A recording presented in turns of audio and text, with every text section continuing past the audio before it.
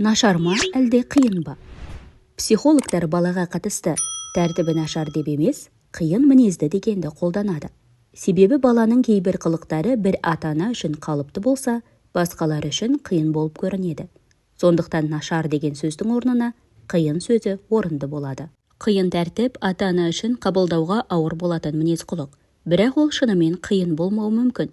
Мысалы, бала бұзықтық жасады дейік. Бір нәрсе ұрлады. Бұл қылықты біз өзгерте аламыз. Сондықтан баланы қиын деп айтуға келмейді. Баланың қателесуі қалыпты. Бала өз ата-анасына сенімді болуы керек. Шартсыз махаббатына ие болатынын білуі керек. Бала ересектің басқаруына мұқтаж. Әр балаға оның тәртібін қадағалайтын, эмоциясын контейнерлей алатын ата-анасы қажет. Бала өзінің жетістіктерін, қателіктерін, қорқынышын сезуі маңызды. Бала өзінің өсіп жатқанын байқап, бақылау керек. Бала үлкендерден не жақсы, не жаман екен туралы ақпарат алуы тиіс. Ол құндылықтар жүйесі туралы көзқарас қалыптастыру маңызды. Балаға адамдармен қарым-қатынас құруды үйренуі қажет. Бұл өмірлік тәжірибе баланың ойлап әрекет етуіне көмектеседі. Бала өзінің қажетті, маңызды сезінуі тиіс.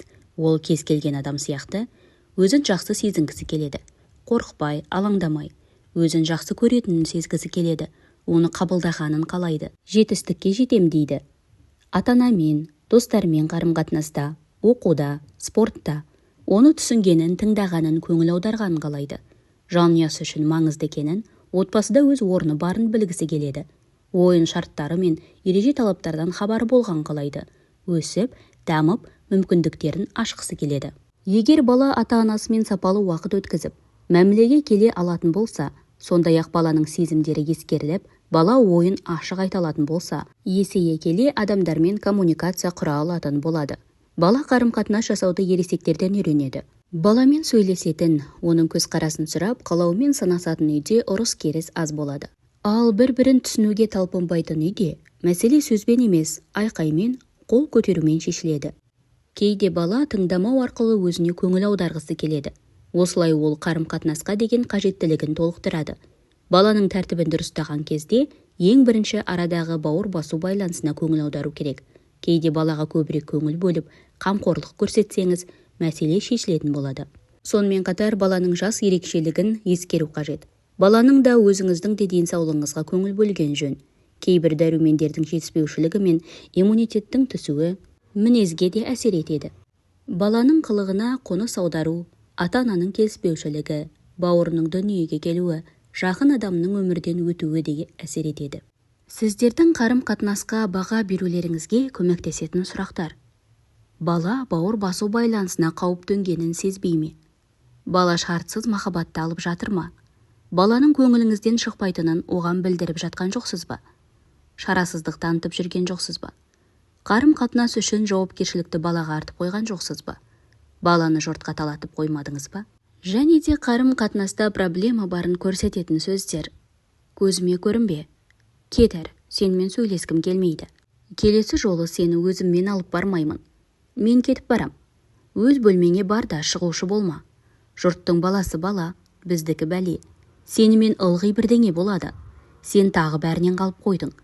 Мен саған қанша күш жұмсадым, ал сен болсаң, сен өзіңді кім деп ойлайсың? Сені не қылсам екен?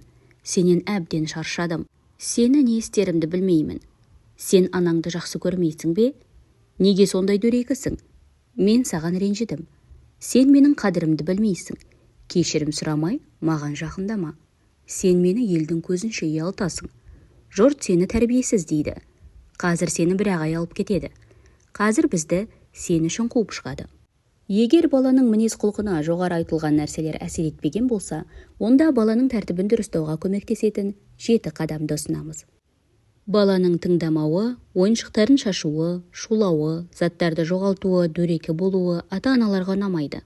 Біз баланың әрқашан таза, әдепті, ұқыпты болған қалаймыз. Бірақ ата-анасының көңілінен толық шыға алатын бала болмайды. Егер бала ыңғайлы болса, ол ешкімге жоқ дей алмайтын, өз мүддесін қорғай алмайтын, қиындықты көтере алмайтын тұйық, ынжық ересекке айналады. Сондықтан мінсіз бала тәрбиелеймін деген мақсаттан бас тартып, шынымен қандай бала тәрбиелегіңіз келетінін ойланыңыз. Баланың қылығының барлығы жаман болуы мүмкін емес. Оны да өзіңізді де бақылап сізге ұнамайтын бір-екі әрекет қана таба аласыз. Бұл жерде 80-ге 20 принципі жұмыс істейді. Яғни тәрбиенің 80% нәтижесі біз 20% уақытымыз бен күшімізді алады. Сондай-ақ 80% уақытты ұрыс пен жазаға жұмсаса, бұл тек 20% нәтиже бере алады. Баланың қиын мінезімен де солай. 80% ата-ананың уайымының ар жағында, 20% баланың іс-әрекеті жатыр. Сонымен ең бірінші қадам. Мақсатыңызды анықтау қажет. Өміріңіздің шырқын бұзатын баланың 1-2 әрекетін анықтап аласыз. Мақсат бұрыс әрекетті дұрыс етуге тырысу. Сіздің ашу ызаңызға тимеу үшін бала не істеу, не істемеу керек? Сіз не ұтып аласыз? Бала не ұтады? Осы сұрақтарға жауап беріңіз. Мысалы, балаңыз кеш бойы үй тапсырмасының басында отырмаса, сізде бос уақыт пайда болады. Бала үй тапсырмасын жылдам орындау үшін не істеуге болатын баламен талқылаңыз. Мен осылай болғанын армандаймын деп қалауыңызды жеткізіңіз. Баладан оның ойын сұраңыз. Стратегия құрып, ортақ келісімге келіңіз.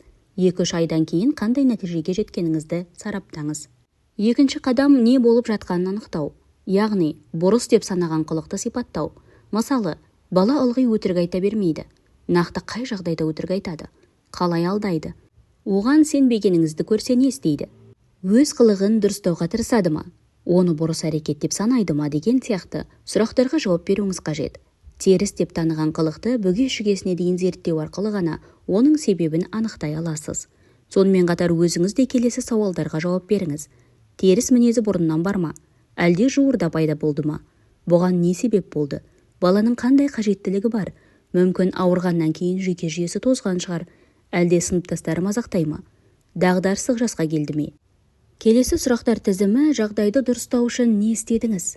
Нәтижесі қандай болды? Сіздің қай әрекетіңіз баланың тәртібіне оң әсер етеді? Қайсысы теріс әсер береді? Жағдайдан қалай шығасыз? Тез татуласасыздар ма? Баламен қарым-қатынасыңыз қандай? Бала келеңсіз жағдайдан кейін өзін қалай сезінеді? Ал сіз ше? Осындай терең талдау жасағаннан кейін баланың сізге ұнамайтын қылықтары сондай қорқынышты болып көрінбеуі мүмкін. Сонымен қатар проблеманы шешуде оңай болады. Үшінші қадам не үшін? Адам табиғатынан жалқау. Ересек те бала да еріншек келеді. Біз өзімізге пайда келмейтін ештеңе істемейміз. Бұл дұрыс және бұрыс әрекеттерге қатысты. Мысалы, истерика көп энергия жұмсауды қажет етеді. Бірақ ол арқылы бала белгілі бір қажеттілігін орындайды. Яғни бала әрекетті не үшін істеп жатқанын анықтау керек. Баланың ауыр бұзықтықтарының бірі ұрлықты талқылайық. Ешқашан ештеңе ұрламаған бала жоқ шығар. Сонымен қатар бұл қылыққа көз жұма қараған ата-ананы да таппайсың. Бұл теріс қылық ата-ананың жүрегін жаралайды. Сонымен бала сөзіміз бен жазалауға қарамастан ұрлығын қайталай берсе не істейміз? Кітаптың басынан бастап айтылған нәрселердің барлығын еске алып, жағдайды қарастырайық. Бірінші, балада жеке меншік деген ұғым қалыптаспаған. Бұл жердегі баланың қажеттілігі жеке шекара мәселесін игеру. Екінші, ата-ананың бәрін баладан жақсы білуі. Егер ата-анасы баланың сәнді киінуге, қызығатын нәрселеріне деген қажеттілігін ескермесе, бала өзін сыныптастарының арасында кем сезінеді. Бұндай жағдайда баланың қалауымен санасу қажет. Санасу баланың айтқанын орындау емес, оны түсініп қабылдау. Балаға өзіне қатысты шешім қабылдауға мүмкіндік беріңіз. Үшінші, балалар тобы белгілі бір физиологиялық өзгешелігі, толық болуы, кекештенуі, тағы басқа. Бар баланы қатарларына қосу үшін одан ойыншық, не тәттілер талап етуі мүмкін. Бұл сыныпқа келген жаңа оқушыға да қатысты. Бұл жағдайда баланың дос табу, қатарластарымен бірге болу қажеттілігі туындайды. Төртінші, кейде балалар ата-анасының назарын аудару үшін ұрлық жасайды. Ақша ұрлап, соған тәтті алып жеп, солай ата-анасының махаббатын алмастырғандай болады. Балаға махаббат пен жылулық беріп, онымен бауыр басу байланысын қалпына келтіру керек. Бесінші, өз бұрыс қылығымен отбасылық жағдайға әсер еткісі келетін балалар бар. Ажырасу үстінде жүрген ата-анасының басын қосу үшін бала ұрлыққа барады. Баланың теріс қылығын талқылау үшін ата-ана ақылдасып, өз ұрыс-керістерін ұмытады. Бала жазадан гөрі ата-анасының ажырасуынан қорқады. Бала өзін отбасыда қауіпсіз сезінуі керек. Алтыншы, бауыр басу байланысы әлсірегенде бала өзін тастап кете ме деп қорқады. Бала өзін қажетсіз сезінеді. Бұл жердегі баланың ұрлыққа баруы ата-анасына берген белгісі. Мені ұры болсам да жақсы көресіңдер ме деп сұрағандай болады. Балаға бауыр басудың берік екенін көрсетуіңіз керек. Жетінші, Ұрлық невротикалық аурулардың себебінен болуы мүмкін. Бұндай ауруға ауқатты адамдар жиі шалдығады. Бұл қанағатсыздық сезіммен байланысты. Ұрлық кезінде адам түрлі эмоциялардың шарықтау шегіне жеткенін сезеді. Бұл психологиялық тәуелділік ауыр психологиялық травманы бастан кешірген, өзін өзі бағалау төмен адамдарда кездеседі. Бала іштей қынжылтатын мазасыздықтан, тревожностьтан арылғысы келеді. 8. Бала біреудің қысымымен ұрлыққа баруы мүмкін. Бұл әрекет арқылы ол өзін қорғағысы келді. 9. Кейде бала ұрлау арқылы бір нәрсеге ие болу сезімін толтырады. Мысалы, жарнамаға еріп ойыншықтың барлық топтамасын жинағысы келеді. Бала ұрлау арқылы болады мен болмайдының шекарасын тексереді. Бұл ар-ұяттың қалыптасуына әсер етеді. Себебі ар-ұят тәртіпке бағыну емес, ол нәтижесін біле тұра бұрыс әрекеттен сақтайтын сақшы. Бала қызығу, теріс әрекет жасау, ұялу, өкіну сияқты сезімдерді бастан кешіру арқылы өмірлік тәжірибе жинайды. Байқағанымыздай, соңғы мысалдан басқасы ұрлықпен тікелей байланысты емес. Баланың саналы түрде біреудің затын алуға ниеті жоқ. Оның көздегені басқа: махаббат, тыныштық, жетістік, тағы басқа. Балаға шынайы мақсатына жетудің басқа жолдарын көрсетіңіз. Егер баланың теріс қылығының астарында не жатқанын белгісіз болса, сезімдеріңізге анализ жасаңыз. Баламен қарым-қатынас арқылы оның күйін сеземіз. Егер бала қорықса, сізде де қорқыныш сезімі туады.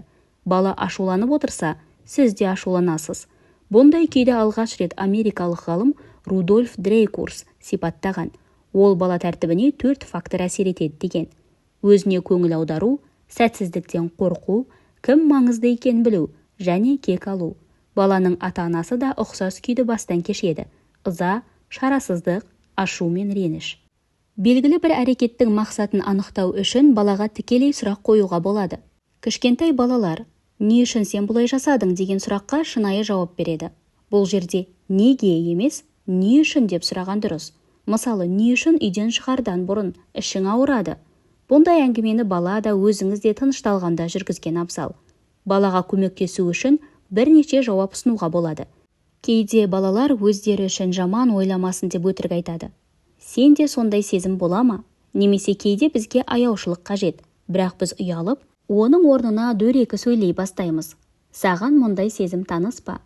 Адам тынығып жатқанда шулағаныңды қоймадың ғой деудің орнына, мен шаршадым, демалуым керек, шуламашы өтінемін. Үстелдің үстін тағы жинамағансың ба деудің орнына, үстелдің үсті былығып жатқанын ұнатпаймын. Сен мені неге тыңдамайсың деудің орнына, менің айтқаныма мән берші. Сен маған көмектесесің бе жоқ па деудің орнына, сенің көмегің қажет, маған көмектесші. Менімен дөрекі сөйлеспе деудің орнына, дөрекі сөйлегенің менің көңіліме тиеді. Түн жарымға дейін қайда жүрсің деудің орнына, мен саған алаңдап ұйықтай алмадым деңіз. 4. қадам: түсіндіру. Ата-аналардың бір нәрсе түсіндіруге уақыты жоқ. Тез арада баланың ыңғайлы емес әрекетін тоқтату керек. Ол үшін ең оңай жол ұрысу, ақыл айту. Мына қылығың не деп басталатын әңгіме неге әкеледі? Баланың өзгеруіне әсер ете ме? Баламен ара қатынасыңызды жақсарта ма? Жоқ. Бірақ ата-аналар осы сияқты мәнерде сөйлесуді тәрбие деп ойлайды. Бала мұндай қарым-қатынастан бір нәрсе ұғады: мен жаман баламын деген сезім. Жалпы қарым-қатынаста бірінші жақтан сөйлеу әлде қайда ұтымдырақ. Яғни өзіңіздің сезімдеріңіз, қажеттіліктеріңіз туралы айтасыз. Егер адам мен алаңдаймын, мен ренжіп тұрмын, маған ұнамайды деп әңгіме қозғаса, онымен сөз таластыру қиын болады. Ал егер сен дөрекісің, сен көмектеспейсің, сен ештеңе ойламайсың десе, бірден қарсы уәж табылады. Бірінші жақтан сөйлеу арқылы біз ақыл үйретпей өз сезімімізден хабар береміз. Сөйтіп балаға қарым-қатынасқа еш қауіптің жоқтығын білдіреміз. Бірақ бұл бопсалауға айналмау керек. Мысалы, мен сондай жаман баланы жақсы көрмеймін. Мен сен үшін ауырып қалдым. Мұндай сөздер баладан өзін-өзі кінәлау сезімін туғызады. Қазір полиция келіп, сені алып кетеді. Ауруханаға жатып, екпе аласың деген сияқты қорқытулар да бопсалауға жатады. Баланың сенімімен ойнауға болмайды. Балаға оның қылығының неге ұнамсыз, теріс екенін түсіндіруіңіз міндетті. Бірақ бала тек бүгінгімен өмір сүретінін ескеріңіз. 5-ші сынып оқушысына сабақ оқымасаң, көше сыпырасың деудің мағынасы жоқ. Бала бұл сөзге тек ренжіп қалады. Мына түріңмен кім боласың? Салақ болсаң кім сені алады деген сөздер баламен ара-қатынасты бұзғаннан басқа нәтиже бермейді. Оның орнына баланың төмен баға алғаны үшін уайымдайтыныңызды жеткізіңіз. Тақтаның алдында түк білмей ұялып тұрғанша үй тапсырмасын орындаған оңай екенін айтыңыз. Балаға оны түсініп, сезімін бөлісуге дайын екеніңізді білдіріңіз. Мысалы, иә, мектепке барудан көрі саябақта серуендеген қызығырақ екенін білемін. Баланың теріс қылықтарының неге әкелуі мүмкін екенін түсіндіргенде, баланың жас және даму ерекшелігін ескеріңіз. Әңгімені жақсы көңіл күйде болғанда жүргізу керек екенін де ұмытпаңыз. 5-ші қадам. Іс-әрекетінің әсерін көруге мүмкіндік беру. Жазалаудың әсері ұзақ болмайтыны дәлелденген. Сондықтан балаға іс-әрекетінің қандай нәтижеге әкеле алатынын көруге мүмкіндік беру керек. Өмірден сабақ алу қашанда өтімдірек болады. Қымбат затты сындырып, жоғалтып алды ма, ешкім жаңасын әперуге жүгірмейтінін көрсін. Бала іс-әрекетінің нәтижесін көргенде оған саған сол керек демей, баланың сезіміне ортақ болуыңыз маңызды. 6-шы қадам. Өз дегеніне жетуге көмектесеміз. Ата-аналар балаға теріс қылықтарын қоюын талап еткенде, бұны немен алмастыру керек екенін айтпайды. Яғни белгілі бір әрекетін тыйған кезде, оның орнына бала не істеу керек екенін түсіндіруіңіз керек. Мысалы, жолдан өтіп бара жатқанда балаңыз ойнап секіріп келе жатыр дейік. Сіз оған жүгірме деп ескертесіз. Оның орнына жолдан өткенде қолыңды берші деп айту керек. Бала мысықты жұлқыласа, өзіңіз оны сипап, мысықпен ойнауды үйретіңіз. Амандасуды, кешірім сұрауды, рахмет айтуды бірінші өзіңіз бастаңыз. Баланың заттарын алу үшін рұқсат сұраңыз. Балалар іс-әрекет пен дене арқылы ойлайды. Сіздің айтқаныңызға қарағанда көрсеткеніңіз әсерлі болады. Баланың назарын аударам десеңіз, оның жанына отырып, көңілін өзіңізге бұрыңыз. Басқа бөлмеде жүріп бұйрық беру нәтижесіз болады. Бала ұйқыға жатпаймын деп қарсыласатын болса, анасы мен баласы болып ойнаңыз. Тек баланың рөлінде өзіңіз болыңыз. Бала сияқты жылап, көнбегендей болыңыз. Ол сізді тыныштандыруға тырыссын. Осылай бала ойын арқылы жағдайдан шығу жолдарын үйренеді. 7-ші қадам. Жетістікке жету. Бұрыс әрекетті дұрыс әрекетке алмастыру үшін балаға көп күш пен сенімділік керек. Бала тек ата-анасының қолдауы, қабылдауы, қамқорлығы арқылы өзгере алады. Сондықтан баланы жігерлендіріп, оған сенім артуыңыз маңызды. Оның кішкентай жетістіктерін байқап, қолдау білдіріңіз. Қолдаудың ең мықты түрі ол мақтау. Баланы мақтағанда нақты не үшін мақтап жатқаныңызды айтыңыз. Мысалы, сен бүгін аяқ киіміңді орнына қойыпсың, жарайсың. Сізге ұсақ тиек болып көрінетін әрекет баланың көп күшін алуы мүмкін. Сондықтан кішкентай жетістіктерге мән беріңіз. Келесі қолдаудың түрі сыйлықтар. Мысалы, 90-ды жақсы аяқтаса ойыншыға беру. Бұл әдіс бала түгілі ересектерге де ұнайды. Өзіміз бір маңызды іс атқарсақ, оны тортпен болса атап өтуге ұнатамыз ғой. Әрине жылулық, махаббат пен мейірім ең маңызды қолдау. Ата-ананың баланың жанында болуы, оған уақыт пен көңіл бөлуінің өзі қолдау болып табылады. Кейде бала бұзық әрекетті ата-ананың көңілін аудару үшін жасайды. Баланың қажеттілігін өтеу үшін ортақ келісім жасауға болады. Мысалы, сен өзің үй тапсырмаңды орындасаң, кейін бірге ойын ойнайтын боламыз. Балаға уәде берген нәрсеңіз сапалы болсын. Сыйлық ата-ананың баламен бірге қызықты уақыт өткізуге байланысты болуы қажет. Балаға өз-өзін бағалауды, жетістіктерін көруді үйретіңіз. Өкінішке орай біздің менталитетте өзімізді мақтау ерсі болып саналады. Тек ата-анасы баласына кішкентай жетістіктеріне қуануды үйрете алады. Баладан өзгеруді талап етпеңіз. Керісінше, оған сенім артыңыз. Қазір сен қараңғылықтан қорқасың, бірақ кейін бұл қорқынышты жеңесің. Біздің балаға қатысты айтылған нәрселеріміздің барлығы ата-анаға да қатысты. Өзіңіздің ата-ана ретіндегі іс-әрекеттеріңіз ұнамаса, өзіңізді сөкпеңіз. Керісінше, өзіңізді қолдап, өзгеруге тырысыңыз. Баладан да, өзіңізден де көп нәрсе талап етпеңіз. Өз тәжірибеңізге, ішкі түйсігіңізге, ата-аналық сезіміңізге сенім артыңыз. Сізден артық балаңызды ешкім жақсы танымайды. Сізден артық оған ешкім ештеңе бере алмайды. Сіз балаңыз үшін ең керемет ата-анасыз.